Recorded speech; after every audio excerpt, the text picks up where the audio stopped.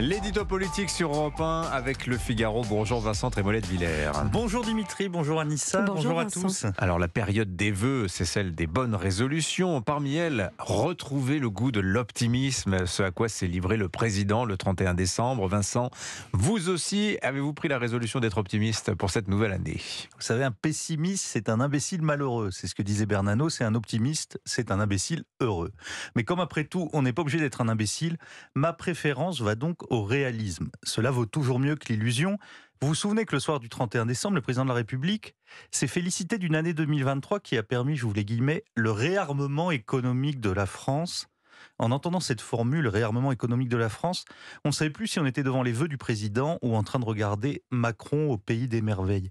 Sommes-nous réarmés, Dimitri, avec une dette publique supérieure à 3 000 milliards d'euros, avec une dépense publique qui s'élève à plus de 58% du PIB, avec une pression fiscale qui, 6 mois avant les JO, nous vaut déjà la médaille d'or de l'impôt, et je ne vous parle pas du commerce extérieur en capilotade, de la productivité horaire qui chute chez nous plus qu'ailleurs, des services publics qui s'affaissent. Alors oui, dans ce ciel sombre, il y a des trous et de lumière, la baisse du chômage, l'évitement de la récession, l'amorce d'une réindustrialisation. Mais il faut vivre dans le métavers pour ne pas voir que la France est encore désarmée économiquement. Alors, autre phrase qui a retenu votre attention, Gérald Darmanin, 1er janvier, c'était une Saint-Sylvestre que l'on pourrait qualifier de calme. Est-ce que le ministre de l'Intérieur vit aussi, lui, dans le métavers? Nuit calme, c'était le nom d'une tisane pour grand-mère. C'est désormais l'expression pour décrire une nuit avec plus de 700 voitures brûlées, des attaques au couteau dans l'Oise, dans l'Isère ou à Paris, des passants et des automobilistes agressés dans la rue à Limoges, un magasin entièrement détruit à Honfleur. Alors oui, les statistiques sont moins mauvaises que l'année dernière, mais pour passer l'année, il a fallu déployer 90 000 policiers et gendarmes, plus de 5 000 militaires de l'opération Sentinelle.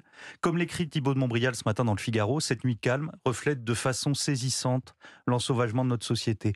Même décalage hier, quand le ministre de l'Intérieur annonce triomphalement que nous sommes passés de 3 600 à 4 600 étrangers délinquants expulsés en un an, soit une hausse de 30%. Et au même moment, la Cour des comptes publiait un rapport qui décrit les 1000 faiblesses de nos politiques publiques face à l'immigration irrégulière. On y apprend par exemple que près de 450 000 OQTF ont été prononcés entre 2019 et 2022, soit 150 000 par an, et que seuls 12% d'entre elles ont été exécutées. Les progrès dont se vante Gérald Darmanin sont donc absolument insignifiants. Précisons enfin que Pierre Moscovici, le président de la Cour des comptes, a pris la décision scandaleuse de ne pas publier ce rapport quand il était utile au moment du débat sur l'immigration. La dissimulation, c'est une autre forme du déni. Bon, reconnaissez Vincent qu'un progrès, même minime, reste un progrès.